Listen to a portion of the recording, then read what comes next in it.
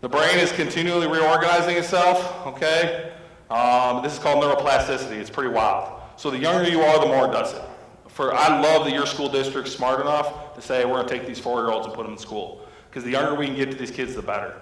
That's the best investment dollar you can have. And so it's awesome that you guys are doing that, okay? But even at 18 years old, our brains are getting tons and tons and tons of new wiring all the time. The older you get, the less new wiring you get. So I tell my wife when she wants me to pick up my socks. I'm like, honey, I'm 39, you know, it's just hard for me to learn new things, wheat fields and whatnot.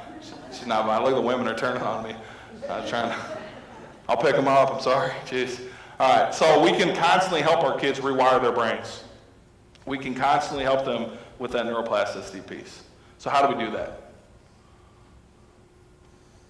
The brain learns much quicker through short positive interactions. The brain actually rewires itself a lot quicker through 50 one-minute positive interactions than it does in 50 minutes of therapy. Now, I'm not telling you don't go to therapy. Therapy's awesome.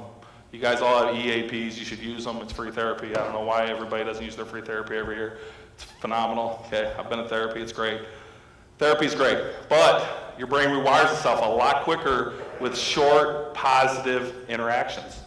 And so when I talk to my students, every single time I smile at one of my students, I'm actually connecting them to the front of their brain. They're getting neural pathways in the front of their brain. Every single positive interaction. That's how powerful your job is. When you see a kid in the hallway, great to see you today. They're getting more neural pathways at the front of their brain. Every single positive interaction. Great job getting that turned in. Super excited to see you today. Hey, I hope you had an awesome break. I'm excited you're back. Neural pathways at the front of the brain, okay? The opposite's true though too. If you have a negative interaction with a student, you're connecting more of that stuff to the back of the brain, okay? And I talk to my students about this. We talk about creating a classroom culture where we're gonna help each other wire each other's brains, because a lot of my students, they got a lot of stuff going in the back of their brain. They know that, they're aware of that, okay? How can we help each other? How can we be kind to each other, smile at each other, be nice to each other, create that positive classroom culture where they're gonna help rewire each other's brains, because they have to have a part in all this too.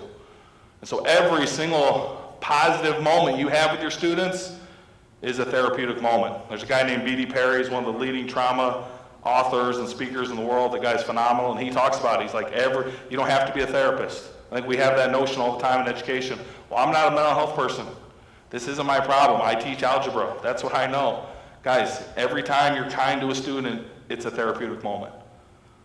Every single positive interaction is a therapeutic moment. If we get all 86 people or whoever's in here to being kind to the most unlovable kids, the most difficult kids, the most challenging kids, every single one of those is a therapeutic moment, and we're actually rewiring that kid's brain to be more successful. And coming back to that wheat field, right? Every single time you're kind, you're nice. I literally make a purpose of it when they walk in my room. I smile every single time. I'm excited to see you. Do you think I'm actually excited to see them every time? Spoiler, don't tell them. I'm not. Okay? Especially the challenging ones. Oh my God, I had this boy to start the year with. I remember thinking, I'm gonna have to kick him out of my program. I'm supposed to be the guy that's supposed to be the safety net. This kid was such a pain in the butt. He's wrecking my classes, okay? We end up eventually connecting on Star Trek. I don't even like Star Trek.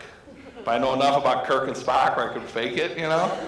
And next thing you know, he's like hanging out with me like half hour before school every day. He's like my best kid, he's awesome now. And I was thinking about being a dum-dum and kicking him out. But he needed more time, he needed more pathways, man, more of that wheat field, okay? And we end up connecting on the weirdest thing.